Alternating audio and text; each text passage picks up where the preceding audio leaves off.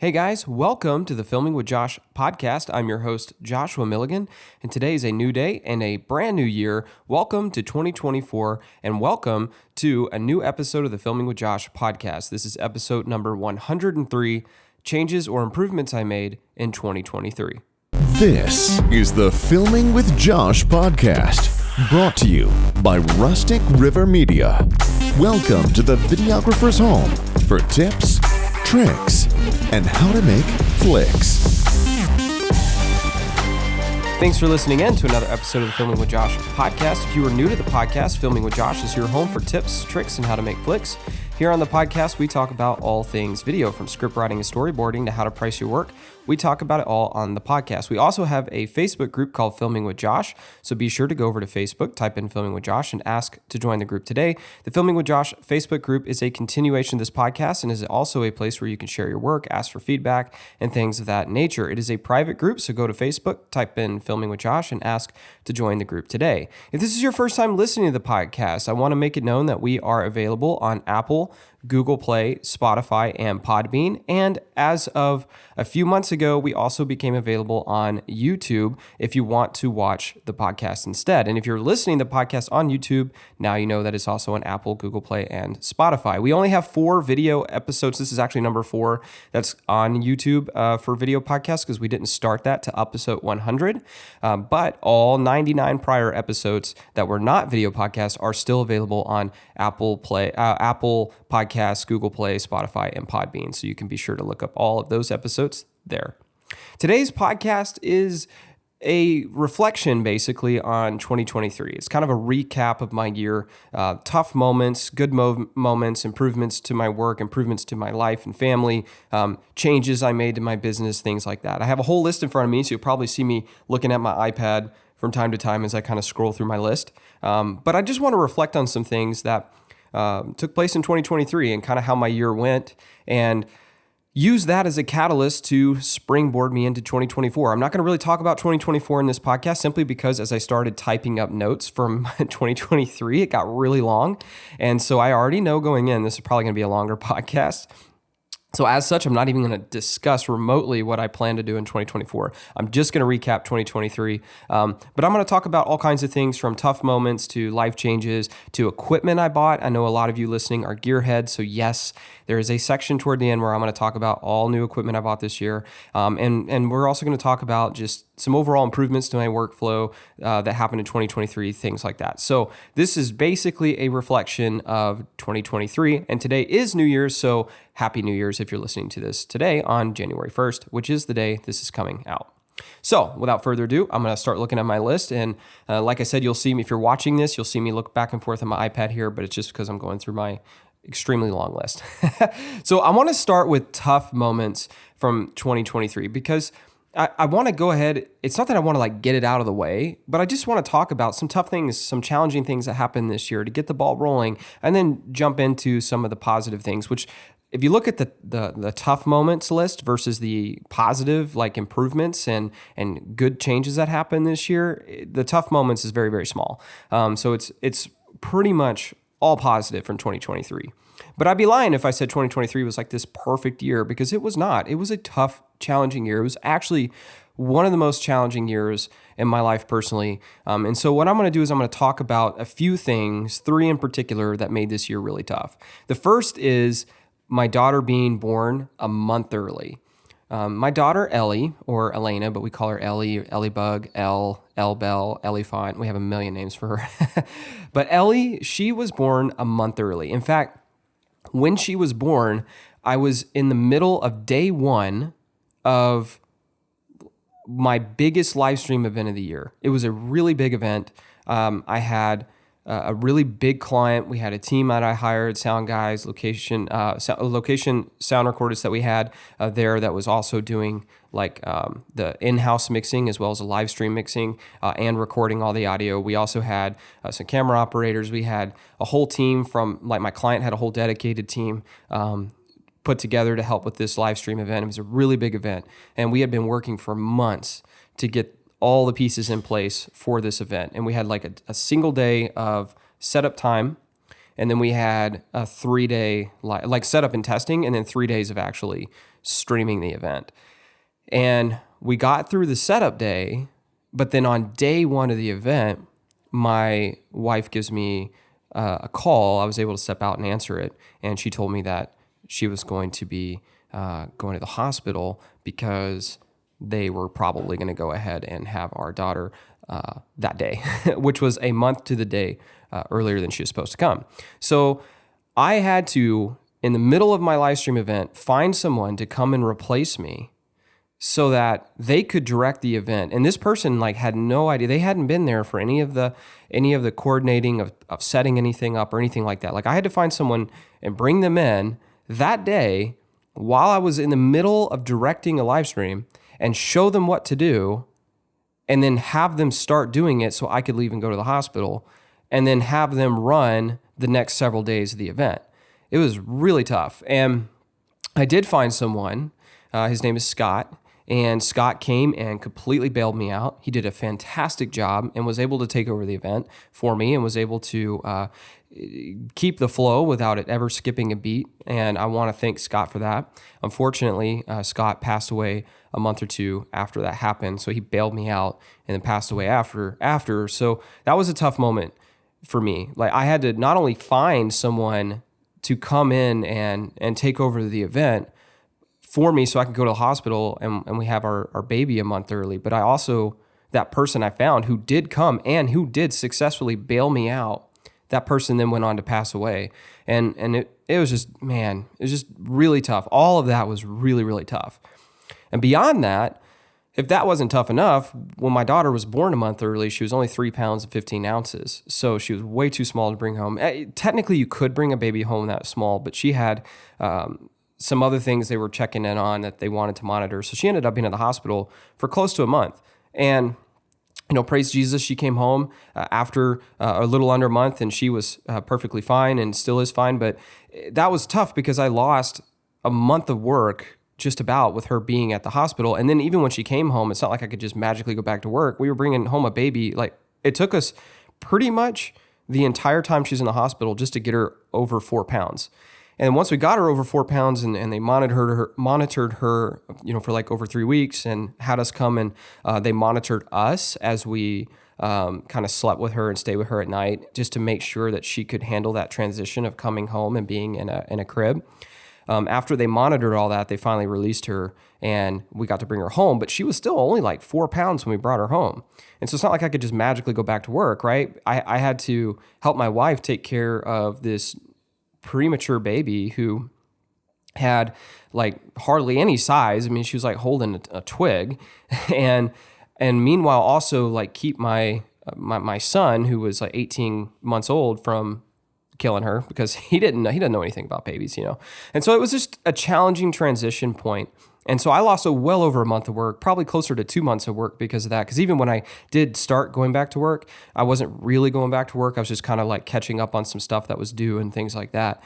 So I lost 2 months of business. And guys, 2 months of business is a lot. That's a whole lot of work to lose. Plus, those 2 months, I wasn't out getting new contracts and following leads and stuff like that. So from the moment she came early on June 13th, which ironically happened to be my mom's birthday. So I blame my mom for having her birthday the same day that Ellie was born. I think she jinxed it or something. But from the moment Ellie came early for 2 months, 3 months, even 4 months after, business wasn't quite the same because not only did I miss work, but I hadn't been following up on new leads or anything. So I lost a lot of business and lost a lot of money during that part of the year, which, as you can imagine, made things pretty tough. And then to top it off, we got hit with about $50,000 in medical bills, and that's after insurance. Now, we were supposed to have an out-of-pocket max that was much less than that, but we've been fighting with the insurance company, who's been fighting with the hospitals and with all these other places to try to get those bills back down to a reasonable level. But still, as of today, we haven't, that was 6 months ago, and we still haven't gotten all that figured out. So we're still paying, a lot of money per month right now because it's just doing our best to not get into a really deep financial hole. So we're still paying money to try to keep everything at bay until it's all worked out. And it just tough, man, just a tough year financially because of that. To top it off, another tough thing that happened was my 2 biggest clients had changes in employment, pretty high up changes. And these changes were to people on the marketing side. And with one of my clients, it was just the head person I typically work with and had been working with for over 5 years. She left her position. And when she did, it made it really tough. It was a medical client, made it really tough for that medical company to continue working with me because they hadn't found a replacement yet. And like the person that was in charge of working with me there, when that person left, it left a huge hole in that company. And it took them all year, and they still haven't quite found a replacement for her yet. And so I haven't really been able to do much business with them this past year. And I've done a lot of business with them every year for like the last 5 or 6 years. So to miss out on pretty much a year's worth of work on them, like that's a huge chunk of revenue that I count on every year that I didn't get. And the other company, which is more of a tech company, they also had some changes at the top, and it had a trickle down effect where some other people ended up leaving the company. And so I still do business with them, and we ended the year really strong together. But there, for the first half of the year or so, we weren't doing near as much business as we had the 3 years prior. And so that also left a gaping hole. And then when you add on top of that, the fact that last year was a challenging year for people in any form of marketing, whether it's photo marketing, like corporate or business photography, or whether it's video like I primarily do, or anything of the sort, really anything that has to do with marketing last year. It was a tougher year because businesses were a little tighter on their ad spend.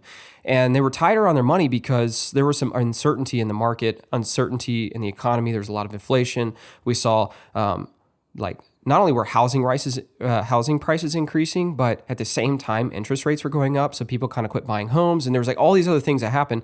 And I'm not in real estate necessarily, but what I saw from the market in general is that a lot of people were just starting to kind of close down a little bit on how much that they were spending as opposed to the previous couple of years. Even during COVID, like Q4 of COVID, we were rocking and rolling, and same thing in 2021 and 2022. But in 2023, it just seemed like things all across the board, and everybody I talk to that does business or commercial type video like I do, pretty much everybody I talked to was kind of struggling a little bit this past year as compared to previous years. And so when you add all of those things together, it made it kind of a tough year. Now, I ended the year very, very strong. I had a great Q4. One of the better Q4s I've had in a while, but the first 3 quarters of the year were really, really tough. And so those were some of the tough moments that happened this past year. And those aren't necessarily like all bad things. I mean, losing Scott was bad. Like that was terrible. And my condolences to him and his family. Scott was an amazing person. He worked with me at church to live stream, and just a great person, great live stream director. And again, he bailed me out. I'll forever be grateful for that. But like, losing him was obviously terrible, but everything else, it's not like you can't come back from the other stuff. Like Ellie's fine now. Like she's over 6 months old. She is still tiny. She's little bitty baby still. Like she's 6 months old and she's barely over 12 pounds. So to some people, she's like a newborn size or just over newborn size. So she's still really small, but she's healthy as a horse. She's really smiley. So that's been great. And we bounced back, like I said, financially in Q4, but it was tough there for a while. So these weren't like detrimental things. Losing Scott obviously was, but everything else was not detrimental. They were just tough moments or tough things that happened that made the year pretty tough. So tough year in a lot of ways, but at least it ended strong and ended on a positive note, which kind of leads me to some of the changes and improvements that I want to talk about. And the first is obviously my daughter being born. Ellie was born, which was a huge improvement to our family and to my life. I'm so happy to have a daughter now. So now I have a 2-year-old son and a 6-month-old daughter. It has been amazing. And that has been a big life change. And I would call that obviously an improvement, but it also led to some changes this past year for me as a business owner. Now having 2 kids, I felt even more compelled to make sure I'm around at home as much as possible. So that meant stepping back in some places on volunteer work. I like to do a lot of volunteer work. I still do volunteer work, but I had to step back a little bit. And on top of that, it meant having to really be consistent with trying to get off at or close to 5 o'clock every day. and try not to work on weekends. Now, obviously, that's not always possible, right? If you have a shoot that goes into the weekend or that's on the weekend, which I had a few of those this past year, obviously you're gonna work on the weekend for that. Or if you have a deadline that you just have to hit and you're kind of behind, then you may have to work on the weekend or late at night. But I did my very best this past year to really make sure I got off at 5 o'clock every day, so that I could be available for my wife and for my kids. And I did everything I possibly could to make sure I didn't have to work the weekends. And I felt like that was really healthy for my wife and I, and for our kids too, because my daughter, I don't know what her expectations at 6 months old are, but my son definitely expects to see me every day after work. And my wife definitely needs the help. So those are some changes this past year, is like really being sure that I got off at a consistent time every day and that I was available on weekends. So those are some changes that I made this past year that really, I would say I started that with Wilder, but with Ellie being born and now having 2 kids, I was definitely a lot harder and stricter on that this year, which was a change. Another change was I became more involved with live streaming at my church. Now, I said I backed off in some volunteer work, but I didn't back off completely. And in some ways, I actually increased some of my volunteer, and that would specifically be at my church. So Oakwood is a church here in New Braunfels that I go to. It's a really big church, and I had already started last year doing some volunteer work with them, kind of helping out with their live streaming. But this year, I started taking a more consistent role, helping them out as much as I possibly could. I can't always be there on Sundays, but I'm there as much as I can. Right now, I'm averaging like once a month, which is... It doesn't sound like a lot, but to me, it's just it's a good way to come when I can to help out with the church. I feel like God's given me knowledge about video. He's taught me some skills, and I'm no Steven Spielberg or anything, but I have some skills that I've learned over the last 12, 13 years, and I wanted to find a way to use those skills or some of the knowledge I have to contribute back to God's kingdom. And so last year I started helping with the church, and this year I took more of a role in really helping out with the church. I did a lot more, I would say, at the beginning of the year before Ellie was born. I was almost live streaming like every other week at one point. Now I'm doing about once a month, but I still took a more active role this year in helping out with that, which has been a great change. I don't know, it just feels great to go and help and to show up and to do what you can to give back and to not expect anything in return. And so I started out by running PTZ cams for them. And then after Scott passed away, they had a hole where they needed someone to direct on some Sundays. So I kind of took over a director role, which is what I've been doing really this past year. You can hear there's my wife and 2-year-old son, and is a baby with her. I think the baby might be with her too. So for those of you watching, that's what you're seeing in the background back there. Anyway, so I started like directing some of the live streams and stuff this past year, which was a really good change. And I've really enjoyed working on the live streams. It's just been a lot of fun. I also got back into my daily Bible reading. So there's this company that makes these books called She Reads Truth and He Reads Truth. And I have been reading a lot of He Reads Truth books. They basically take different chapters of the Bible or different books of the Bible, and they make them into individual books. And then they have some like notes and things within them. And so I have been reading through a bunch of those. In fact, I got like 3 more for Christmas. And so I've been tearing through those as fast as I can. Not like speed reading, but I'm just been consistently reading every day, reading a section every day to start my day as often as I can. And I haven't been as consistent with my daily readings over the past few years, but this year I started really ramping that back up, especially after Ellie was born. And I've really noticed how that's improved a lot of things in my life. 1, it's brought me more knowledge of Scripture. 2, it's brought me closer to God. And 3, it's kind of given me some tools that have helped me to handle different things that I've experienced this year. And so diving back into the Word and really being consistent with Scripture reading, I think has been a really great change. I've been trying to do that every morning before work. That's like one of the first things I do is get up, make coffee, and then read. And sometimes Ellie will wake up and I'll hold her in my lap while I read. And that's just been a great way to start my day. And I feel like that's really helped me, not just in my personal life, but also professionally this year, again, by giving me some tools and equipping me on how to handle things. So if you aren't doing daily Scripture readings, I definitely recommend it. I think it's amazing because 1, you should be doing it anyway. If you are a faith-based person, diving into the Word, I think is how you grow in your faith and like how you grow and learn more about Christ. But it also simultaneously gives you a lot of tools on how to handle different adversities that you'll run into personally and professionally. So that's been something I've made a change to this year, is diving deeper into that. And then lastly, in terms of life changes or life improvements, I started really working on my fear of flying this year. So some of you who just heard that sentence probably are wondering what the heck I'm talking about. But if you know me really well, then you know that I am scared to death of flying. And the reason is because years ago, when I started working professionally in video, I was flying all over the world. I kept a tally sheet on my iPad, and at one point, I think I had flown like 160 times in a span of like 18 or 20 months or something like that. Like, I flew a lot for work. It was totally fine with it. I flew out of country. I flew out, left the continent a bunch. I worked all over the world in my job.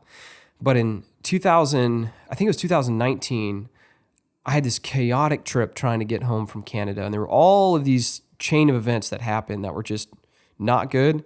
And then it all of those things kind of snowballed into my last leg of my trip home from Canada. And I had gone to Canada and worked a ton at the same place, like year after year after year.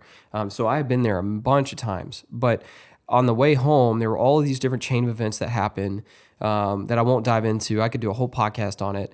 And if you want me to do a podcast on that, comment and let me know. But there's all these chain of events that happen that were not good, that made it really hard for me to get home and get my equipment home. And it all just kind of snowballed into me having to get on a different plane than I was supposed to be on. And the plane that I did get on, the last leg of that flight was coming home from Salt Lake City. And we had a bird strike on takeoff. And then after the bird strike happened, and it took out an engine. And then the second engine was having some issues. And so the plane started having to circle Salt Lake a bunch, trying to dump fuel to make it safe to do an emergency landing. And in the process, as we would like churn, the plane would kind of dip because it didn't have a lot of power, because it only had like part of one engine left. And so every time we churned, the plane would kind of dip, and then it would gain altitude, and then it would dip, and then it would gain altitude and it would dip. And dude, I was scared to freaking death. And we finally landed safely. And again, like if you want more details on this, let me know, and I'll do a whole podcast on the whole chain of events and what happened on that particular flight. But the point being is, after that flight, I just started having this huge fear of flying, and I would have like these panic attacks every time I fly after that. And so I haven't taken as many out of state or out of country jobs since then. I still do. I've traveled out of state every year since that's happened, but I don't do it near as much because I can't stand flying. I literally will have sometimes like these panic attacks on the plane where I'm like rubbing my knees, I'm sweating, I'm like really, really afraid. And it's just like a psychological thing that got triggered from that flight. I mean, it's a really scary flight, and I've just had a really hard time overcoming that. And it's interesting, right? Because I used to fly on like float planes and bush planes in Alaska and stuff, and just really crazy places, crazy flights in the Himalaya mountains in Pakistan and things like that. And it was totally fine, but it took that one flight. It's all it took to really get to me. So anyway, ever since then, I've been taking anxiety medicine in order to be able to fly. But this past year, I have been started flying more frequently for a home building client of mine who's been sending me to different places across the country to do projects for them. And these are quick projects. Like I'll fly up one morning, I'll shoot that afternoon, and fly back the next day. And so they're great projects. I get paid really well, but it meant having to fly a lot. And so I knew that like anxiety medicine will only get you so far. So just mentally, I've been really working on that this year. I've been diving deep in the Word and just really praying about that and just kind of trying to work through the problems so that, I think that my anxiety medicine is great. It's helpful, but there's a root there. There's a root to the problem there. And so that's been something I've been trying to work through this past year. And I'm not going to say like I solved it by any means. I actually have a flight here in a couple days. I'm doing a same client, doing a shoot out of state, flying out, shooting in the morning, flying back the next day kind of thing. And again, great job. But I'm less anxious now than I normally would be. Normally, today's Monday. Normally, I think I fly out like Wednesday. Normally, days before the trip, I'm like sick to my stomach thinking about the flight, but I'm not today. And so I am improving. And so like those improvements that have happened this past year have been really helpful. So that's something I've been really improving this year by diving into the Word, by really praying about it, mentally kind of working through my head that flying is pretty safe and just kind of reminding myself of that. And I still take anxiety medicine, but I definitely think it's the mental aspect and the spiritual aspect that's kind of given me some strength there. So that's been another change this year. It's just been really working on and improving my ability to fly again.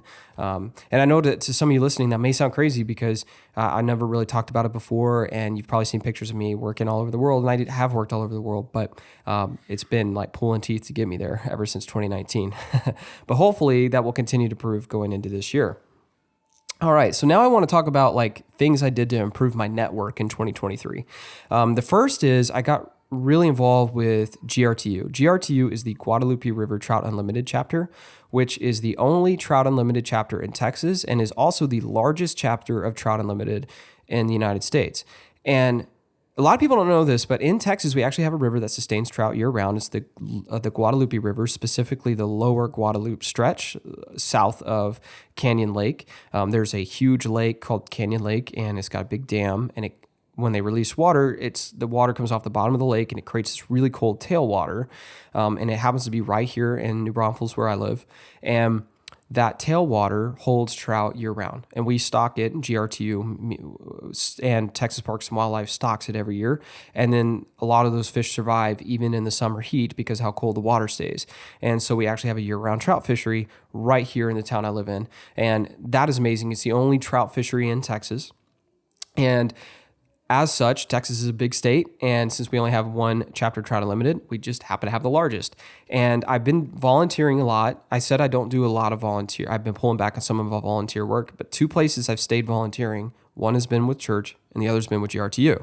I've been volunteering a lot with them, helping out with video and photo-related things, helping them start live streaming events, helping them with Trout Fest this past year in terms of running AV. I filmed Trout Fest and donated a video about Trout Fest to GRTU, and I've been doing a lot of different things with them, and eventually got elected this past November onto the board. So I'm now a board member of the largest chapter of Trout Unlimited, which is really exciting to me because I love to fly fish. It's a huge part of what I like. It's a huge part of me and what I really like to do. Like I have basically three hobbies: filming / photography, which I actually do for a living, hunting, and fly fishing. Like those are my three hobbies. So to be on, or 3 things that my 3 passions. So to be on the board of Trout Unlimited here in Texas is pretty awesome. And how that's helped me grow my network is a lot of other board members, or pretty much all the board members, are either other business owners or are people who are heavily involved in businesses. And it's a good network of people to know. And I've already seen opportunities develop from these relationships. And see, I one time I knew this guy. He's since passed away. He used to duck hunt with me back when I was in college. He's an older gentleman, and he was a medical professional. But he was one of the most well-networked people I've ever met in my life, and he was one of the most successful people I'd ever met. And one thing I noticed about him was he served on a lot of boards in his life. He always talked about that and how serving on boards helped him to grow in his network and to develop his professional career.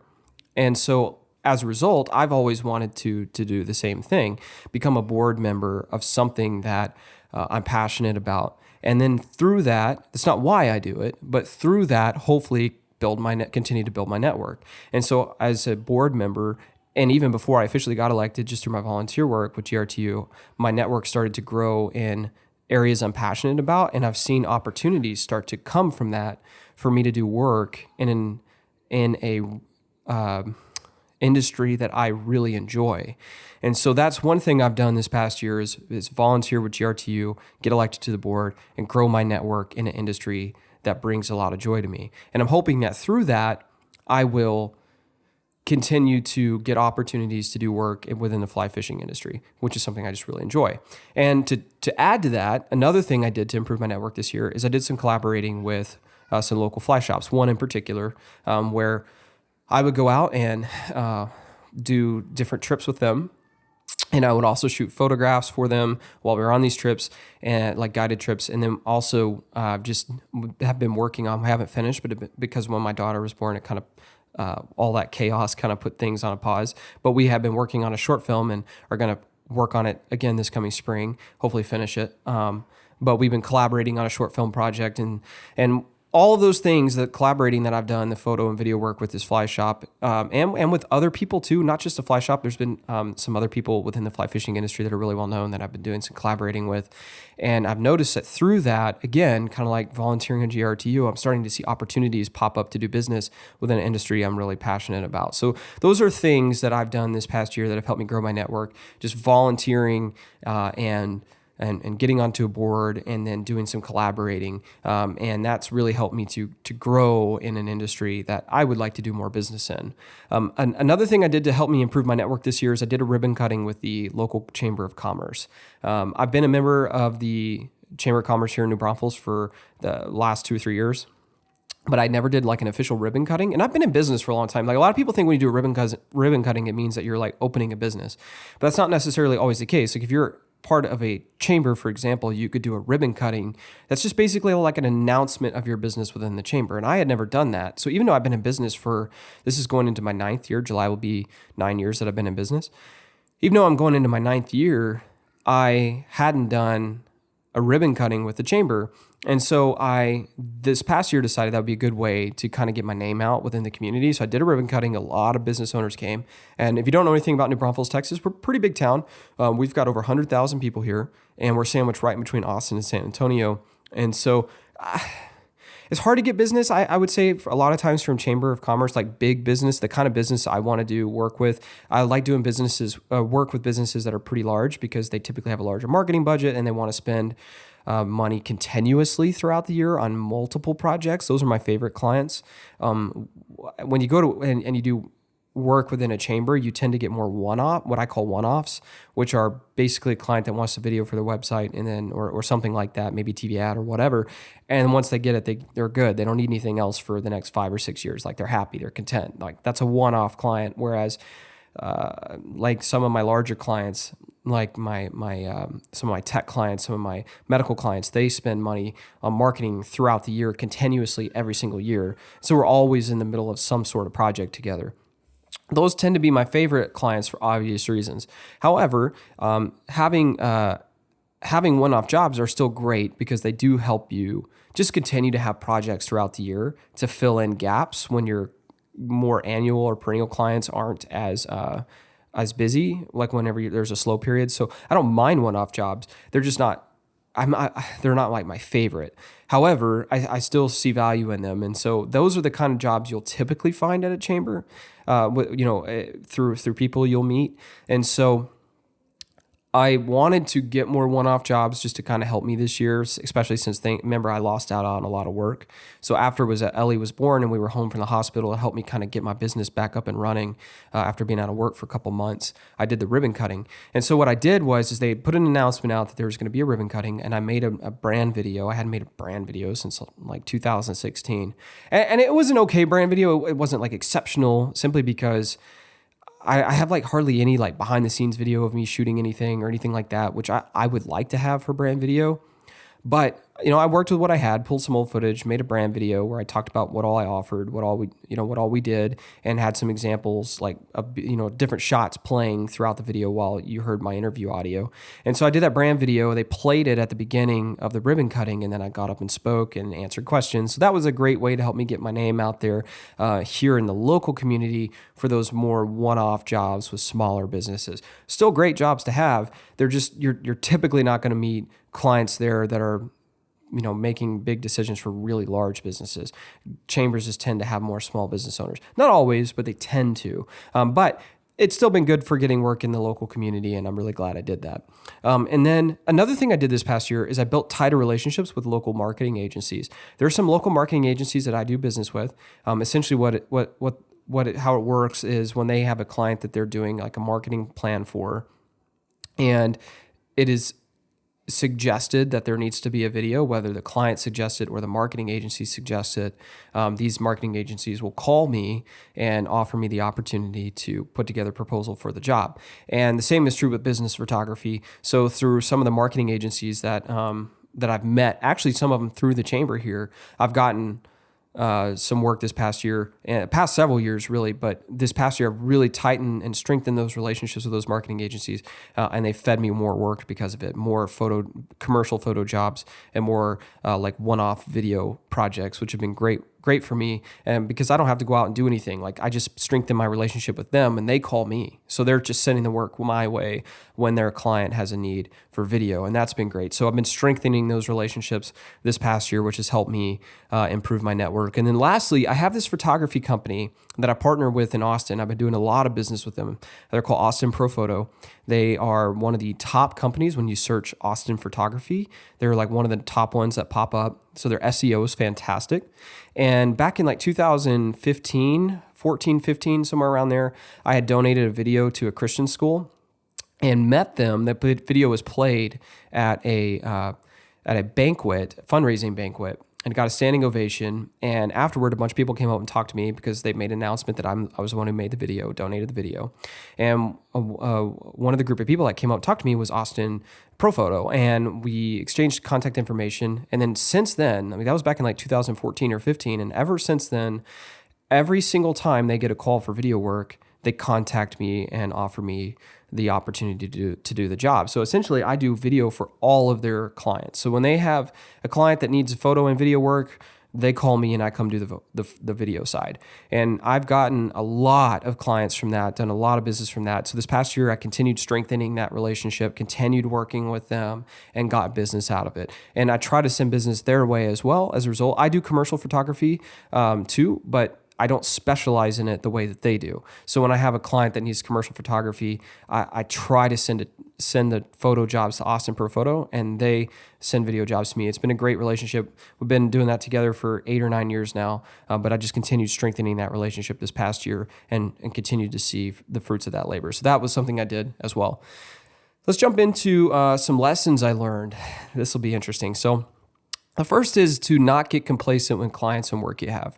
So I mentioned earlier at the beginning of the podcast how there were some tough moments this past year, and that one of the tough things that happened was 2 of my biggest clients, really my 2 biggest clients, had changes in employment, and as a result of that, we didn't do as much business as we normally would. So that hurt my business, and I could have avoided some of that if I was not as complacent. Now, to be fair, all the stuff that happened with my daughter and everything also threw a huge wrench into that. And again, the market wasn't as strong this past year as it has been in previous years. But had I not been complacent in my work, it wouldn't have stung as much as it did. See, I got complacent because I had like 4 or 5 different clients that were consistently giving me work throughout the year, every single year. And my 2 biggest, for them to slow down on that dramatically because of changes that were happening within the company, that I lost a lot of income over that. And that's money that I counted on for not only for the business, but for supporting my family. And it wouldn't have stung as much as it would if I would have been going out and trying to find more clients like them, so that if they, weren't doing as much business with me for some reason for a brief period of time, I would have the other ones that would still be working with me, right? But I didn't do that. I wasn't out looking for other really big companies because I had these, and these were like keeping me busy throughout the year, all year long. And so my editor and I were constantly shooting and editing content for these 4 or 5 clients, and these 2 biggest ones in particular. And so we were so used to just doing work for them every year for the past 5 years or so, that when those changes happened and we slowed down and work for about 6 months, that really stung for my editor and I. And that could have been avoided if I had other companies like them that we were already doing other work for. And now that would mean, in order for me to do that, that would mean I'd have to grow the business. I'd probably have to bring in either another editor or some other shooters to help me take on more volume of work. But had I had more volume, it wouldn't have hurt when I lost some of the volume I did have. And that was my own fault. I got complacent. I got happy because I was happy and got comfortable because I was doing so much business with these same few clients all year, every year. And I was good. Money was good. Life was good. Everything was good. And I was complacent, but I shouldn't have been. I should have been attacking and continuously looking for people to replace them. Not that I had to replace them necessarily, but just replacements to where like I could grow in volume to where if I lost some for a period of time like I did, it would be okay. But I got complacent, and that's not what happened, and that was on me. So that was a lesson I learned, not to get complacent. So now I'm back to work with those two clients. Things are back to normal. We're doing a lot of business together, and that's why we ended the year in Q4 so strongly.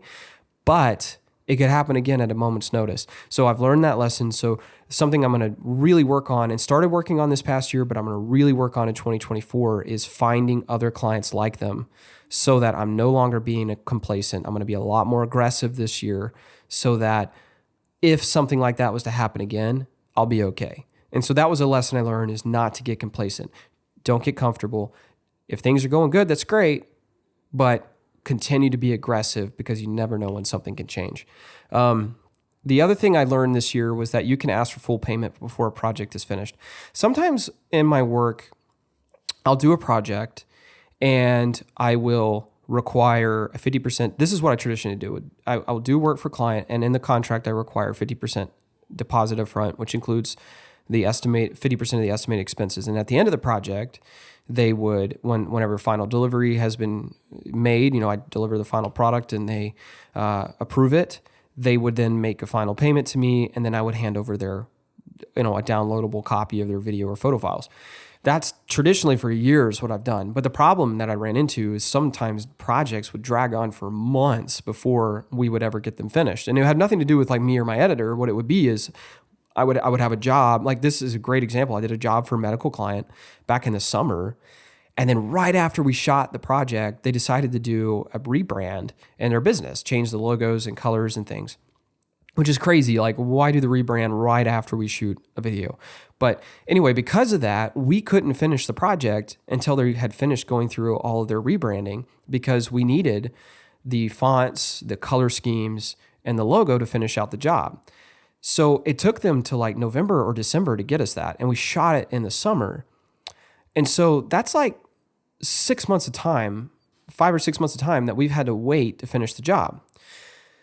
However, I run into this a lot. Like, this is something that has been a common theme in my business, where for some reason a job won't get finished for a while because the client is missing something or I'm waiting on them for something. And so it just drags on and on and on. And if you're not getting paid until the project's complete, it could be a long time before you get paid. So this past year, toward the beginning of the year, I worked with my attorney to change my contract wording, change the language in my contract, where it now states you pay 50% up front to book the job, and then you pay the remaining 50% after we've shot the job, before the editing begins. And that's been fantastic because I get paid ahead of time, and if they drag it out for 6 months, that's on them. I still have the money in my pocket. And if there's any added expenses or anything that gets added on top of what the quoted project was, then that's just an extra we'll bill for on top of the final payment. Well, for this particular medical client that I mentioned the example of, I did do that for them. In the contract, we did charge them 50% up front and 50% after the shoot, before the editing began. So we got paid within 2 weeks of the shoot. And so even though, like, here it is, January 1, we still have not finished the project with them, and we shot it back in like July, but yet I've already been paid because they paid me up front before the editing started. And so I'm really thankful I made that change in my business, because I haven't been waiting this whole time to get paid. So that's a change I made in 2023 that's really helped me. So it's an improvement in my business, charging people 50% to book and then 50% before the editing begins. So it's basically 50% before the shoot, 50% before the edit is how I treat it. And again, if there's any extra expenses or anything that get added on throughout the project, that's just an extra bill that gets sent in. And that's been huge. That's really helped me speed up when I get paid for clients. And if jobs drag on, it's, not my favorite thing that happens, but it doesn't kill me either. Another lesson I learned, this is actually kind of funny / embarrassing, but I've had my Sony wireless transmitters and receivers for years, since I think I switched from Sennheiser to Sony in 2016. But I did not learn until this past year that when I was doing the auto scan, that I was only scanning channels within one group. So Sony's wireless mics, when you buy into a frequency range, let's say you buy into a frequency range of like the 400s to 500s block, they actually split that up into thirds. And those thirds are actually in groups. And when you're doing a clear scan or like an auto scan for scanning for a clear frequency, you're only scanning whatever group you're in. And so it's split, since the group is split up by thirds, if you don't find a clear channel in the first group, you can go to the second group and check that group. And if you don't find one in that group, then you can go to the third group and check that group. That's how you access all the frequencies. Well, I hadn't quite understood that. Like, I knew that Sony had different channels and groups, but I didn't understand that when you did the auto scan that it only checked the group you were in. And so since 2016, which is 7 years, I had been doing the auto scan in only one group, which means for the last 7 years, when I would have an issue, and I typically would find a free channel, and I do a lot of channels of audio. We offer up to 10 channels of audio for our biggest projects. And most of the time, I have no problem finding free channels. But there have been in some instances over the years where I just struggled to find a free or clean channel. And had I known this whole time that I was only doing the scan through one group, I could have switched to groups 2 or 3 and probably found a clean channel. And I didn't know that because I'd only been scanning the one group this whole time. So in the last 7 years, I've only been using 1/3 of the frequencies that my wireless range can do, which is embarrassing. Now, I'm not a pro sound guy, and I hire location sound recordists when we need someone to come in with the experience to not make stupid moves like that. But still, like, sometimes I do my own audio, and it's just really frustrating to know that for the past 7 years, I've only been scanning 1/3 of my channels. Now that I know that, I feel a lot better about finding free frequencies in the places that I go. Now, most of the time, I've always found a free frequency and multiple free frequencies. If I'm doing multiple channels of audio, it's never really been that much of an issue, but there have definitely been a few times where I couldn't find a good frequency, and now I know I was only looking at 1/3 of the available frequencies on my mics. So that's a lesson I learned. Kind of an embarrassing lesson, but now I know I've got a whole 2/3 worth of frequencies to work with moving forward. Another lesson I learned also has to do with wireless mics, but I was running into a couple issues this past year where I kept getting this like noise when people would talk, or I would get these random dropouts, even though I had found what I thought was a free frequency.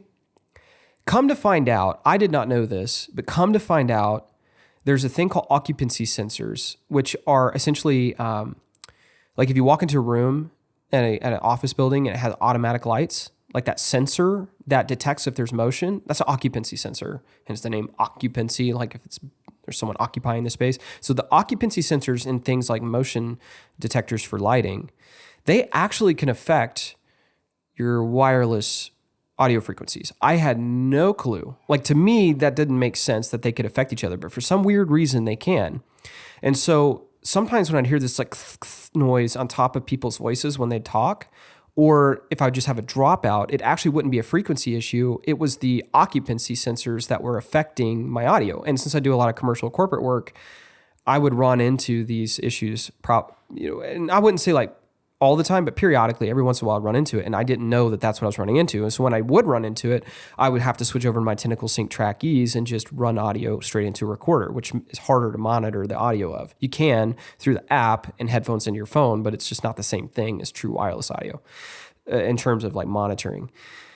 And so now that I know the occupancy sensors are the primary cause for that, I now know to look for it and to try to look for a fix. And Sony actually has a fix for it within their mic systems in their Gen 4 mics. If you buy their Gen 4 transmitters and receivers, they actually have an occupancy sensor setting that allows you to combat that issue and to work around the occupancy sensor. So if you're in a room, it's got motion lights, you're hearing that noise, and you think you have a free channel and you know it's probably the occupancy sensor, you could turn that setting on and work past it. I don't know. I personally have no clue how it works to move past that, but I don't care. All I know is it works. So that's a lesson I learned, is that occupancy sensors can affect your audio.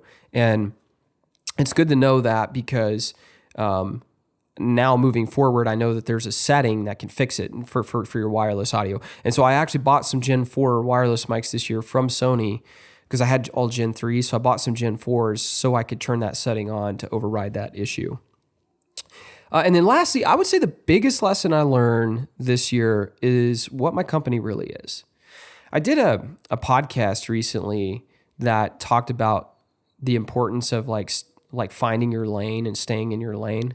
And this kind of is on theme with that. I got to get a drink of water here real quick. For those of you watching on the podcast, check out this new water bottle I got for Christmas. It's a Yeti bottle with Rustic River Media logo on it and this really cool blue color. My wife got me that. It's really cool. Anyway, so on that podcast, I talked about the importance of like learning your lane. And this is kind of on theme with that. So I already knew my lane, but I think this past year, it just really became apparent to me, like who we are as a company. And who we are is like, we do commercial work, corporate work, doc work. We do some reality TV, some short films, event coverage, and live streaming. And that's a lot of stuff. Like, what is that? Commercial, corporate, doc, reality TV, short films, event coverage, live streaming. It's like 7 different areas that we work in, separate different types of things that we do. So that's a lot. I also do business photography, but that's not like a huge part of my business, just something I do. When companies want to do like a rebrand and they want to go all in, like work with one company to do video and photo.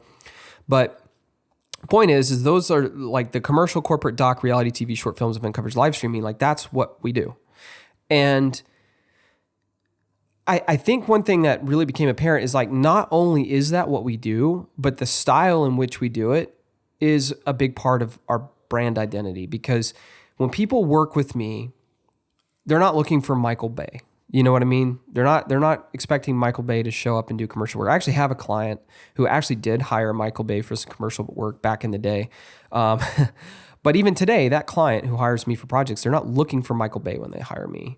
When they hire me, what they're looking for is for someone who's really flexible, who's got a flexible business, who can show up like on a short notice and who can turn projects around quickly and still do a good job. And they're looking for me, they're looking to spend some money, right? But they're also not looking to drop $500,000 either. So learning like who I am as a company, like who Rustic River Media is as a company. And I say who I am because I'm like the soul of Rustic River Media, but learning who Rustic River Media is as a company was really important this year in helping me to really understand like who our market is and what types of projects we do. Like this is one of the reasons why I don't like own an Alexa or a Red V Raptor, for example, because my projects don't need it. Like if I'm being honest, what my projects need is they need a great script, great project planning. They need for me and my crew to be flexible, and they need for us to be able to take the project once it's been shot and turn it around quickly. Like that's what my clients need. And we spend a lot of money on projects. We did a project this past year last year where we dropped like, I think in 2022, this is just an example, but we did a project in 2022 where we dropped like $12,000 or $13,000 just on the location rental for a 1-day shoot. And that's just for renting the location. That had nothing to do with all the executives like that we flew in and all the money we spent to fly them in and all the money we spent on crew and all the money we spent on set design and props and all this stuff. Like we put a lot of money into this project. And for an example. And so it was a big budget project, but the client still needed that turnaround very fast. And they needed me and my crew to be flexible. And they needed us to be able to handle everything from location scouting to project planning to lining everything out, showing up, shooting it, and then getting it out within like 1 to 2 weeks. And that's a lot to ask, but that's what my clients are looking for. So it's important to understand that because as a result, what I don't need is I don't need to be running an Alexa 35. I don't need the craziest high dynamic range. What I need is great lighting equipment, great audio equipment. I need cameras I can rely on. I need time code, and I need a great crew that's fun to work with, that can be on time, that can dress well, that can be punctual and speak well in front of my customers. And so that we can show up, shoot the project, give it to my editor, and get it out within 1 to 2 weeks. Like that's what my customers expect from me, and that's who we are as a business. And I think learning that has been really helpful for me because used to, I would spend a lot of time worrying about things like color grading and stuff like that. And color is important. Like, don't get me wrong. I'm not trying to like say it's not, but I spend way more time now on project planning and script writing than anything else, because that's what my clients really expect. Like, that's what they want more than anything is, do we have a great script? Do we have a really good message? Are we getting the message across to the right people in the right way? Who's going to say the message? How are they going to say the message? And where are we going to say the message at? Like, that's what my clients care about more than anything. And then once we figure all that out and we show up to shoot it, we'll shoot it in anywhere from like 1 to 5 days, depending on the scope of the project.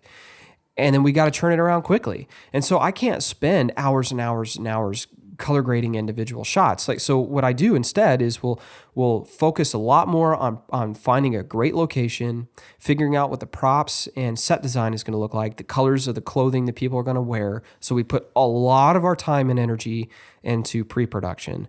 And then the day of, we spend a lot of time on lighting so that most of our color work's already done through the lighting, so that when we get home, we want great color, we want great lighting, which creates great color, and we want great sound, so that when we get home, we can do light touch-ups to the color, we can do light touch-ups to EQing the sound, and we can cut the projects together very quickly and get them out the door as fast as possible. Like, that's what my clients are looking for. So in saying that, I just need great, reliable equipment. I need great lights, great audio equipment, and I need to spend a ton of time in pre-production, because that's where most of the value comes to my client, is the pre-production and the ability to get the project out the door quickly after it's being shot. And so that's what I learned about my business this past year, is like accepting that. Like, that's what I've been doing for the last several years, but I never really accepted that was my brand identity until this past year. So we work in these different environments. We do everything from like live streaming to commercial work or corporate work or whatever. But the majority of our work is going to be scripted content that is shot and turned around really quickly. And we have to be adaptable, and we have to be willing to put more time in pre-production than in anything else. And so, yeah, I'd love to spend a ton of time grading images in post, or spend a ton of time just really diving deep into the way we mix our sound and stuff like that. But in all honesty, that's not what my clients want. What they want is for us to put more time in pre-production and then show up, shoot it, get it out the door, and accepting like learning and accepting that that's what my clients want and need actually brought some relief to me this past year, because it made me feel like I don't have to stress over some of those things. Like, I can let go of having to have the perfect color grade. I can let go of having to have the perfect sound.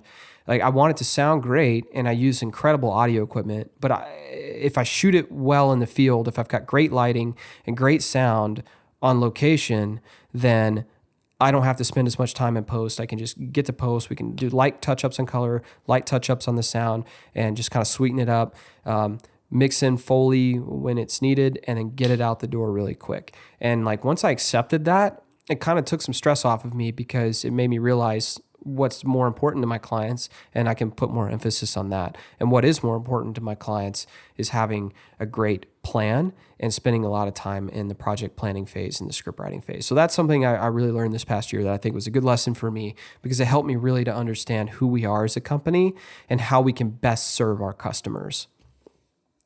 Let's talk about improvements in work. Improvements in my work this past year start with switching completely over to DaVinci Resolve and the Blackmagic Cloud. So I switched to DaVinci Resolve at the very beginning of the year. I've been color grading in Resolve for a very long time, since 2014, but it's been challenging to do because I've had to round trip to Premiere and back.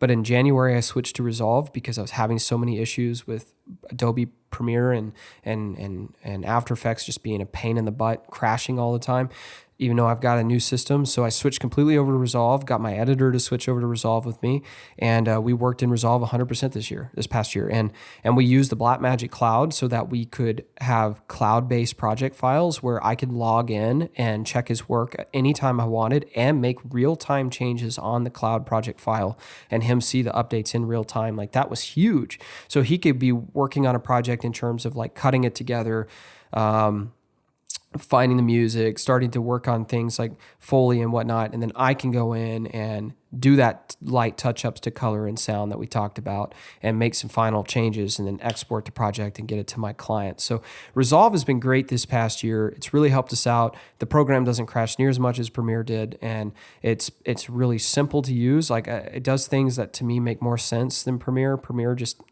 the way it did things I never really liked.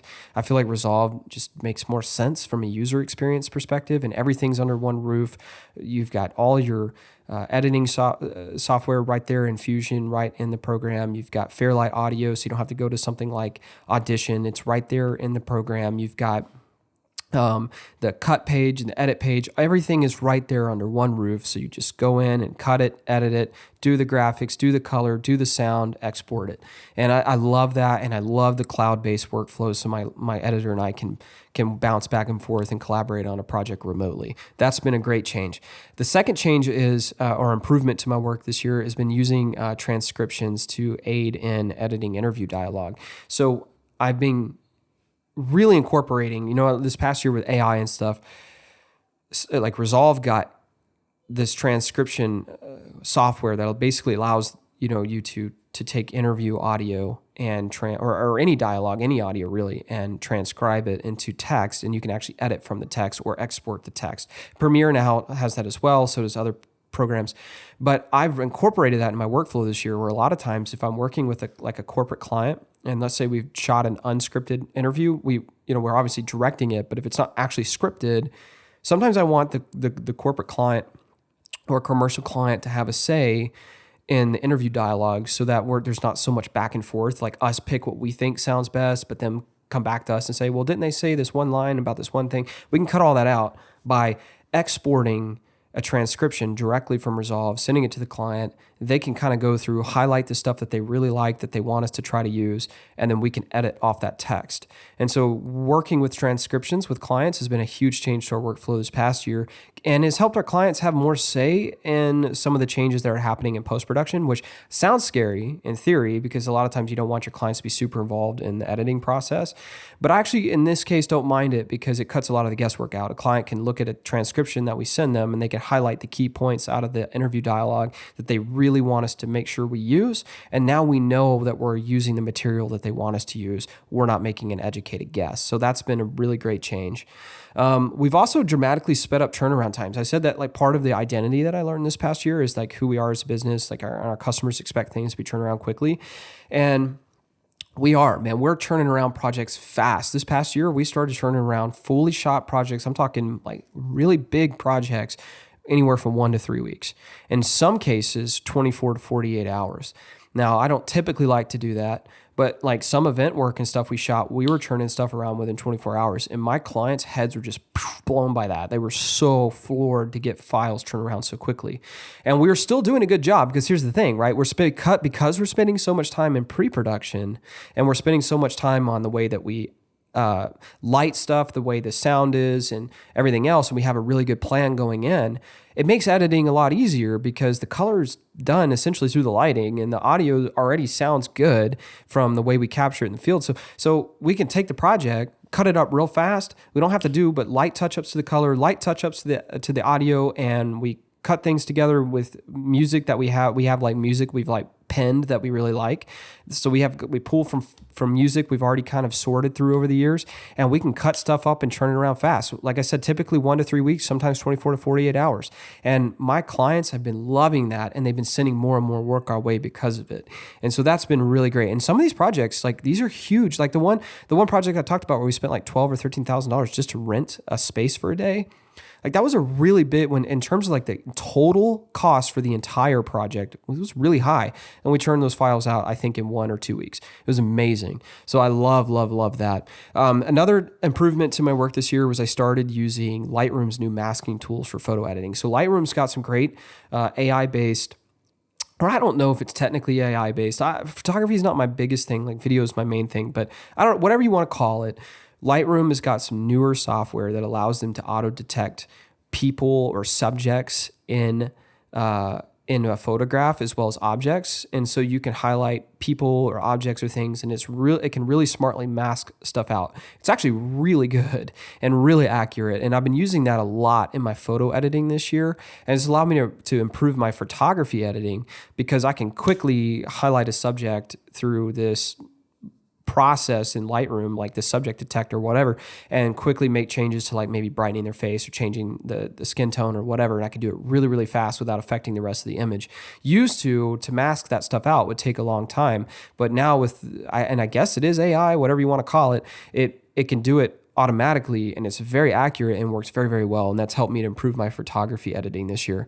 I also worked a lot on improving my handheld shooting. I've talked about this in the past where like in the past several years where I've done things like incorporated the Easy Rig into a lot of my handheld shooting and started doing different techniques and things to help me improve my handheld shooting. But I worked a lot this year on improving it even more. And I'll talk a little bit about gear in a bit, but part of it was by making my camera heavier. Part of it was by like shooting with wider focal lengths and improving on my breathing techniques and stuff. But I spent a lot of time really trying to improve my handheld shooting this year, having more sway in my shots and allowing for that through like moving my body left to right. All these things that I did that helped me improve my handheld shooting, which I think has been great and allowed me to shoot a lot more handheld with my FX6 this year, which again doesn't have something like IBIS and I don't use image stabilized lenses or anything like that when I shoot handheld. So being able to improve my handheld shooting technique has been great. I also got better with the sticks when it comes to flying my drone. So my Mavic 3 Cine, I've been flying drones for a long time, and my Mavic 3 Cine, I really enjoy it, especially because it comes with this amazing remote. I don't remember the RC Pro or whatever they call it. I really like it. And I've had this drone for a few years now, ever since it got released, whenever that was. And the drone's incredible. But this past year, I really worked on my ability to control the drone manually with the sticks and like be able to do, I don't want to say dangerous, but like get shots that normally I'd be kind of nervous to get, but this past year, no problem, man. I've just really gotten a lot better at the sticks when it comes to flying a drone, and it's just helped me to get more dynamic shots this year, which has been great. I also learned a lot about audio editing. So I said that I don't spend a ton of time in audio unless the project calls for it. Like if I'm doing a short film project, I'll spend a lot of time on audio and I'll incorporate a ton of Foley, especially if it's a passion project like the collaboration project I'm doing with that fly shop I talked about at the beginning of the podcast. So I'm going to spend an absolute ton of time on audio for that. But for a lot of my projects, I just need really great sounding dialogue. And how I get most of that accomplished is by using incredible mics, Sanken Cos 11Ds and like Lavs, for example, or my Sennheiser MKH 8060, 8050, or 8040 gun mics. I mean, those are like $1,500, $2,000 mics. They're amazing. So a lot of what I do to get great sounding audio is just by the way I capture it and the mics I use. But I wanted to improve my ability to edit audio. And there's a whole world that goes in that. I mean, people go to school, get degrees in working with audio and post, and I didn't. So what I did this past year, beyond a lot of research and stuff, is I started taking my sound recordist out to get coffee, and I would pick his brain about different things, like how to manually compress stuff and how to create like different ways to monitor and get a target loudness. And just stuff like that, and really working on like learning how to better EQ stuff, and just working on ways to better manually edit my audio. And I have guys that will hire for certain projects to edit our audio, but a lot of our stuff, like I said, we're getting it out the door very, very fast. And I want to be able to just do light touch-ups to already good well captured audio, where we're just lightly touching it up in post. But I wanted to make sure those touch-ups were done well. And so I've been spending a lot of time this past year working with location sound recordists that I hire for work sometimes. And I'll pick their brain, take them out to coffee, pick their brain. I'll bring my computer, and when we'll walk through different things like how to use attack, how to use release, different things like that. So I can get better at manipulating sound in post, so I can be more efficient at how we edit our audio to make it sound better. So that's something I've done this past year. audio is a whole nother world, man. And I'm going to be spending a lot of time in the next several years continuing to try to improve my sound and my sound editing. And I want to get really good at it. I want to get a lot faster at it. But there's a lot that goes into it. And so like working like with me, I didn't go to school for it. So working with people who did go to school for it and picking their brain and learning from them has been really useful. And that's something I did a lot this past year. I also, speaking of audio, I got better at hiding lav mics. So I've always been really big on hiding lavs. If you follow Filming with Josh, you've probably heard me say that a bunch. This past year, I've gotten even better at it. And how I got better at it was I got better at eliminating clothing rustling. Clothing rustling is awful. And when you hide lavs, that's like the biggest thing you're going to face is making sure you don't have clothing rustling noises in your sound. So this past year, I picked up Bumblebee, and that's not Bumblebee, it's Bumblebee lav concealers, and started learning how to incorporate them into my work. And I'm going to make a whole video on how I hide lavs here within the next month. But before I do that, I'll just mention in this podcast that the Bumblebee lav concealers and learning how to use them has really helped me learn different ways to hide lavs and eliminate clothing rustling in the process so that I can get cleaner files to my editor that sound great out of the box using mics like the Cause 11Ds. One thing I like about them is the frequencies that they tend to lean toward make them a brighter mic, so they sound really well when hidden under clothes, not as muffled. And so by using mics that already sound good under clothing and then incorporating that with these lav concealers that do a great job of protecting the mic from clothing rustling noise, it's just gone a long way in helping me hand over cleaner files to my editor. Now I boom most of the time. I'm a big proponent of booming audio, which is why I've got cardioid, super cardioid, and different types of gun mics for different situations. But I can't always boom everything. And so learning how to better hide my lav mics in a way that gives me cleaner results with less clothing rustling noise, that's been something I really focused on getting better at this year, and have gotten pretty good at it. And so that's been a big improvement this year. And again, I'm going to do a video that shows some of my techniques here in the next month or so. I also gave my camera operators more creative control. I learned to let go of some of my creative control this year, gave my operators more opportunity to be creative and to use their own ideas on shots, and kind of gave them more free reign. A good example is Joey Chapman. He's a friend of mine. He shoots for me.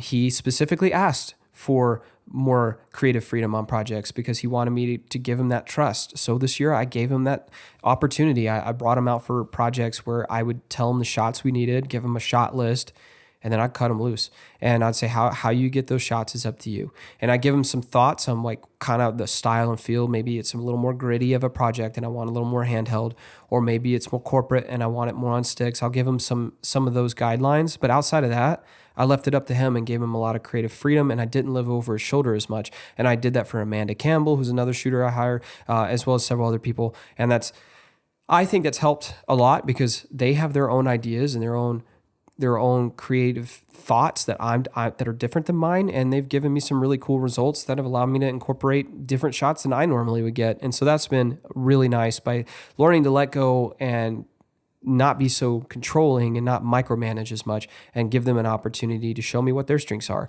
And I've done the same thing. This is the last thing I'll say, improvement in my work this past year, is I gave my editor more creative control. I stopped trying to micromanage this year and gave him a lot more creative freedom. I give him a project and tell him what we're looking for, and sometimes it's completely scripted. But for stuff that wasn't completely scripted, I'd say, like I just shot like these, I think we did 5 gala videos in November that we shot for Stephen F. Austin State University. We shot 17 interviews in 3.5 days, and then spent the rest of the 5 days shooting B-roll. And then I already shot a bunch of B-roll there on campus last year for Stephen F. Austin. And so for a different project we did. And so we have a bunch of B-roll left over that hit the cutting room floor that we never used. So we're going to incorporate that plus the new B-roll we shot, and we're going to take those 17 interviews and we're going to cut them into 5 videos to help raise funds at a gala that's happening this month. And I basically gave the interviews, this is just an example, but I gave the interviews to my editor,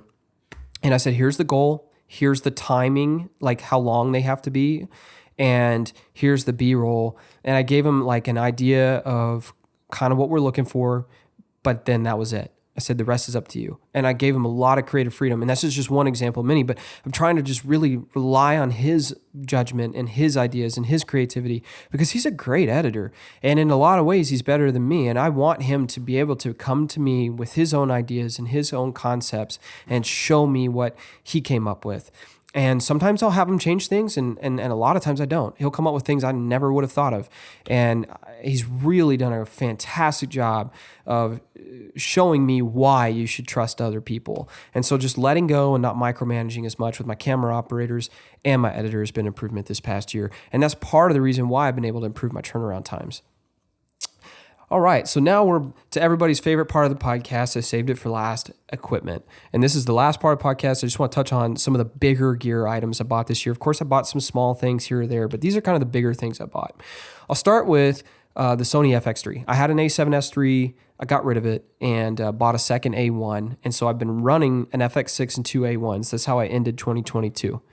In 2023, I decided I wanted to bring another camera into the business that was more dedicated toward video than the A1s. And so I brought in the FX3, and that has been a great purchase. I love the FX3, especially now that it has the firmware updates that give it things like internal LUTs, the Cine EI mode, which is what I run on the FX6. So it runs in Cine EI just like my FX6 does, which I really like. So the workflow is pretty much the same. And it has, other things like focus breathing compensation, anamorphic de-squeeze for certain ratios and stuff like that. But the biggest thing the FX3 has is timecode. I love that. Of course, I can run Tentacle Sync Track E's into my A1s and get timecode that way, and I do that. But I like having a legit timecode with a string of numbers already baked into the camera, so when you get to post, there's no extra step. And so you can actually see the numbers in the field to have that verification that everything is synced up the way it's supposed to be. So the FX3 can do timecode through the HDMI, the USB micro or mini, whatever it is, port. And Tentacle Sync came out with a cable this past year that plugs into their Track E's and into that micro port. And it's just a small little tiny cable. Sony has their own proprietary cable, but I hate it. The one that Tentacle Sync came out with is amazing. It's just basically a time code to a USB micro or mini cable. And it's worked really, really well. And it's allowed me to use my Track E's to generate a string of numbers into the FX3, just like I would do with normal time code on my FX6. So that's been the biggest reason I bought it.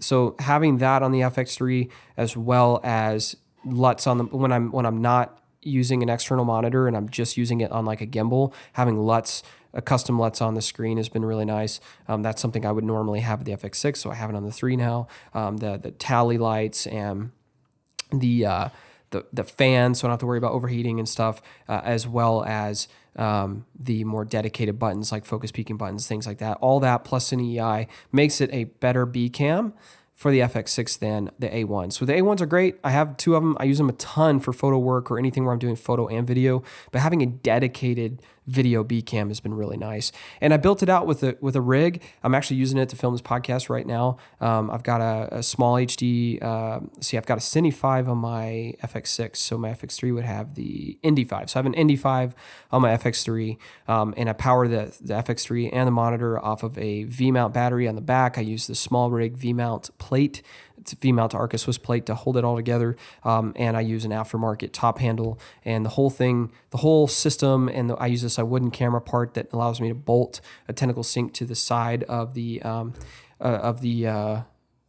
cage, and the whole thing just, I don't know, it's just really great. It's small, lightweight, compact, lasts for hours, and is just a great B cam for the FX6. So the FX3 is probably the biggest piece of equipment I bought this year in terms of just value it brought to the business.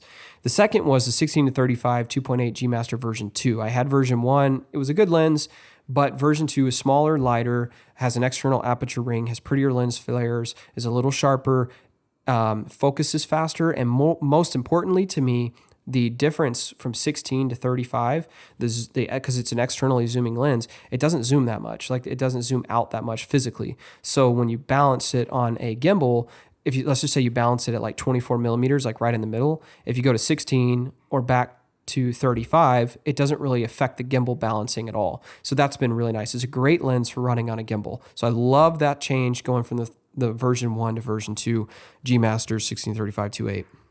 I also bought a Laowa 12mm T2.9 zero distortion cine lens. The cine lens, like the cine portion of that is important because there's two versions. There's a cine and a non-cine. The non-cine is more of a photo lens. The cine version is bigger, is in a metal body, has an external aperture ring that is geared, and it can hold a standard matte box, 114 millimeter matte box with this little clamp it comes with on the outside of the lens. And that's really important because this lens, in combination with these new matte boxes I'm going to talk about in a second, allows me to run a 12 millimeter wide field of view on a full frame camera, which is crazy wide, with very little vignetting, very little distortion, hence the name 0D.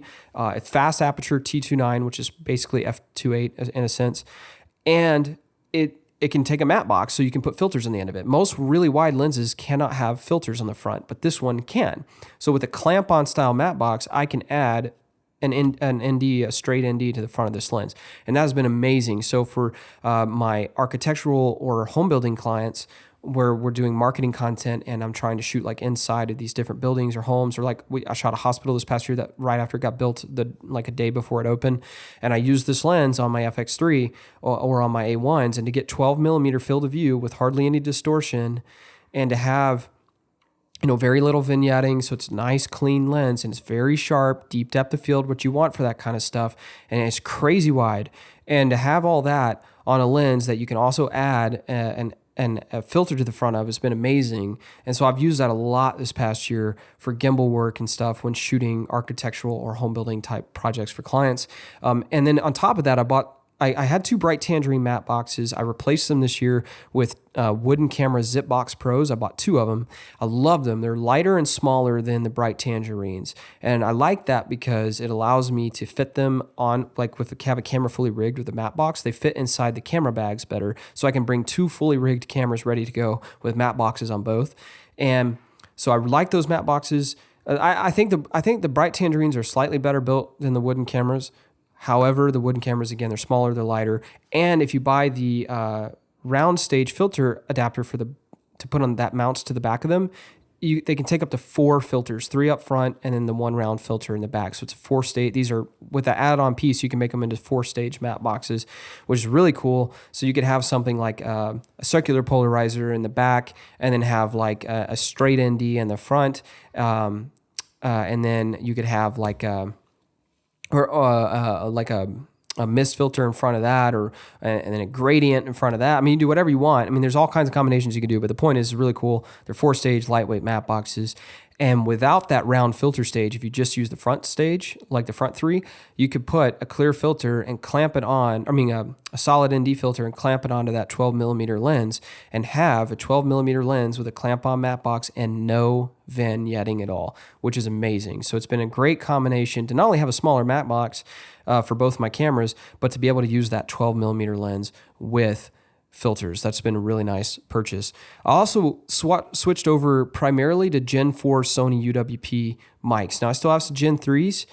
They're still great. There's nothing wrong with the Gen 3s. I just picked up some Gen 4s this year so that I could have those occupancy sensor settings I talked about earlier. So when working in commercial or corporate buildings that have automatic lights, which a lot of them do now, I can work around the occupancy sensors and not have dropouts. So the Gen 4 wireless transmitters and receivers, that includes handheld mics, plug-on transmitters, and body pack transmitters, are some new purchases I made this past year. I also picked up some more Sanken Cos 11Ds. So I mentioned earlier, I love the Sanken Cos 11D lav mic. They're one of the industry standard lavs. If you don't know much about lavs, when you buy a body pack transmitter and it comes with a stock lav, usually the stock lav's not that great. And the quickest way you can improve the quality of your wireless audio is to improve your actual lapel. And so the 3 kind of industry standard lapel mics at the highest end are going to be the Sanken Cos 11D, the DPA 4060 series, and the DPA 6060 series. Those are kind of like the 3 most commonly used high-end lapels. Now, you have some others, like the Countryman B6 is used a lot when you need to hide a teeny tiny little mic. but they don't sound as good typically. So they're really only used in specialty applications when you're just trying to really hide something in like someone's hair, for example. The Countryman B3s are some lavs I want to buy this year. They're not as nearly as good as the DPAs or the Sankens, but they're decent mics and they're pretty water resistant. So they're great for like dock work, and they're pretty cheap. They're only like $200 each or $190. So if something happens to them, it's not the end of the world. So that and the Tram TR50 is another kind of old school but popular lav. But at the highest end, when you just need like really great sounding lavs, the DPA 40, 60, 60, 60, and the Sanken Cos 11Ds are kind of like the three most common. So I already had a couple in black Cos 11Ds. I like the Cos 11 more than the DPAs because they're a little tougher and they're a little less expensive. They're like $380. I think the DPAs range from like $500 to $600, and that's without getting the correct microdot adapter, which you have to get the microdot adapter for your particular wireless system. So you're going to really be in like $600 for the $600 for like the full setup for like the 4060 series, or like $700 for the 6060 series. And that's just for like one single lapel. Whereas the Sanken Cos 11Ds, which are one of the top three most popular in the world, they're $380, so like half the price, and they're a little bit tougher. So I like them. They're also a little brighter, which is great for hiding under clothing, which I typically hide my mics under clothes. So I like the Cos 11Ds. I already had two in black in this past year, and I've had my two in black for like 6 or 7 years. They've lasted that long. They still sound great. So I bought this past year, 2 more in white and 2 more in beige. The white allows me to hide them easier on white clothing or under white clothing, like a white button-up shirt where the black might be seen, the black wire. And the beige is great for hiding on lighter skin tones if you have to actually hide the mic on someone where it's visible on skin. So if I'm hiding it on someone who's lighter in skin color, I can use the beige color ones, and I can use the darker black ones if I'm hiding on someone's skin tones who's got darker color skin tones. So those are some new purchases I made by getting some extra Cos 11Ds. Plus, just having extra helps. I've got 6 body pack transmitters, so now I've got 6 Cos 11Ds to go on all 6, so I can mic up to 6 people with lavs at once and have the same sound out of all of them. I also picked up, speaking of audio, I picked up a Rycote WS1 modular windshield kit. Essentially, it's just a blimp that fits my Sennheiser MKH 8060 shotgun mic with the MZF low-cut filter switch. I love the 8060 shotgun mic. I've got 2 of them. They're great. One of them I pretty much keep on my FX6 as an on-camera mic, and the other I use for booming. I could boom both of them as well if I was double booming, but I have not ever bought a blimp for my 8060 gun mic, and then finally bought one this past year. And I went with specifically with a Rycote one that was made and designed for that particular mic, so that I had a blimp that was like custom made for my mic and for the size of mic I have. And Rycote makes fantastic blimps. And it's modular, meaning I can make it bigger or smaller and make it work for other mics if I wanted to down the road. But I pretty much always run the 8060 when running a mic on a boom outside, which is where you'd want a blimp anyway. So I really only need them for the 8060, and I've got 2 of them, so I can run either one in my blimp. And it's been amazing. I used it, first project I used it on, we recorded a lot of wireless boom audio. I had a guy, camera operator who would put his camera down and he'd hold my boom for me, and we had a plug-on transmitter on it, and we used it to capture wireless interviews on the fly for a shotgun shooting match. It was like the world championship of shotgun shooting that happened down in San Antonio. We were shooting a TV show, and we did wireless booming and with that blimp in a really windy, kind of nasty, stormy conditions, and it did great. The audio sounds fantastic from it. So really cool blimp, really cool addition. I've been wanting to get that for a while. They're expensive. They're like $600 or $700, but I knew it would make all the difference in the world when booming outdoors. So picked that up. That's been a nice purchase. I also started switching over to the Aputure Light Dome 3 and Light Dome Mini 3s. I had Light Dome 2s and Light Dome Mini 2s, as well as the Light Dome 150. The Light Dome 150 is my favorite, but it's not always feasible to use in every situation because it's gigantic. So I use the Light Dome 2 and Light Dome Mini 2 when I'm in more confined places. But now they have the Light Dome 3 and Light Dome Mini 3, and I started switching over to those this past year. I like them better because they fold up flat. It makes them easier to transport and to carry in my truck. So that's been a nice addition. Just makes flying with them easier, so it's just easier to fly with Light Domes, or again, stack them on top of each other, carry them in the truck, that kind of thing. I've also switched over to Angelbird 1 terabyte CF Express Type A cards. I had 20 Sony 160 gigabyte CF Express Type A cards. And the reason I had 20 is I had a certain amount for each of my 4 cameras. I had a few for my FX6, a few for my FX3, a few for my A1, and a few for my other A1. And I keep them all together, and that's a lot of cards, and it costs a lot of money. It costs like $8,000 or something like that to have 20 of those. Well, the Angelbird 1 terabyte CF Express Type A cards set me back $4,000, right? And it got me 8 terabytes worth. So to put this in perspective, the 160 gigabyte, or excuse me, the 160 gigabyte CF Express Type A Sony Tough cards that cost me $8,000 was like 3 point something terabytes worth of memory card space. And I paid like $8,000 to have that. Well, when Angelbird came out with their 1 terabyte cards, they were way cheaper. And I sold all my Sonys for a total of $4,000. So I sold my CF Express Type A cards for the exact amount, all 20 of them, for the exact amount it cost me to switch the Angelbird. So I wasn't out of money in any pocket to make the switch. But I went from 20 160 cards, which was like 3 point something terabytes worth of media, to 8 1 terabyte cards, only 8. And that was the equivalent of 8 terabytes of media. So the difference in storage space versus cost on 8 cards versus 20 cards is amazing. 8 terabytes for $4,000 on 8 cards versus like 3 point something terabytes for $8,000 on 20 cards. Big change. So all of my cameras now have 2 CF Express Type A cards in them.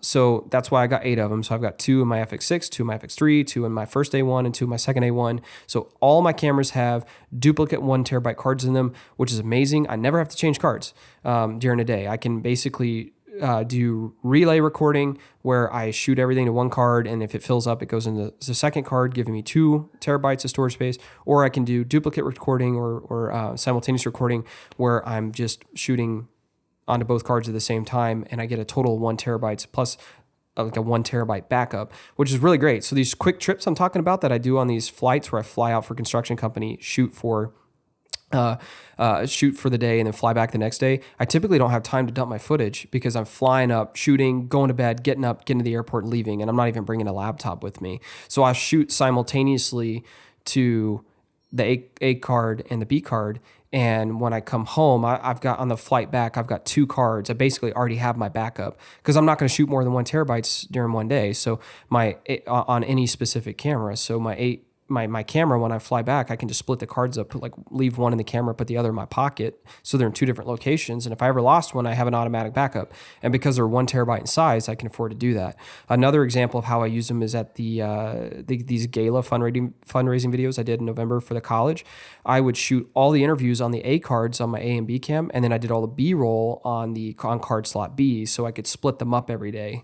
And because they're 1 terabyte in size, I can afford to do that. So having 2 1 terabyte cards in each of my cameras for either relay recording or simultaneous recording has been huge. And when you combine that on my FX6 with this next product I bought, I bought the wooden camera V-mount plate for my FX6. I talked about this in a video I did last week, which broke down my FX6 rig, but I added V-mounts to my FX6 to help me add weight and size and balance for handheld shooting, to improve my handheld shooting technique, but it also allowed me to double the battery life of my FX6. So my FX6 already has a BPU 90 battery, but now I add either a 50 watt or a 99 watt small rig V-mount battery to the back of it. I either increase the battery life by 50% or 100%. So I have very long battery life on my FX6, like 7 or 8 hours, and that's powering the camera and a small HD75 monitor at the same time. So I get great battery life out of my FX6. Shoot all day without really having to change batteries for the most part. And when you combine that with the 2 1 terabyte cards, I can shoot for a very, very, very long period of time without ever having changed batteries or ever having changed cards. And that's been a great change. For dock shooting, it's been amazing. Same thing with event coverage. I can go shoot an event all day long, probably not have to change batteries, and probably for sure won't have to change cards. Pretty amazing. And lastly, I added another Tentacle Sync Track E. I started incorporating Tentacle Sync Track E's to my workflow at the very end of last year, and I bought another one this year. I plan to buy a couple more. The Track E's are amazing 32-bit float audio recorders that run on timecode just like the Tentacle Syncs do. And the Track E's now can also double as a timecode generator thanks to a recent firmware update. So you can use them as either a timecode generator or an audio 32-bit float audio recorder. And so adding a second one this year has been a great addition, because what they allow me to do essentially is if I am in a scenario where I can't run my wireless audio for some reason, whether it's RF issues like at a hospital or something like that, I can just run the Tentacle Sync Track E's and basically get like a hard copy on someone without having to worry about transmitting a wireless signal. So that's been really great and has bailed me out of some situations. Although now that I have that lesson learned, that I've only been scanning 1/3 of my channels, maybe I won't need them as much. But either way, that's the biggest items. I bought some other things this past year, but those are like the big things that really stick out to me.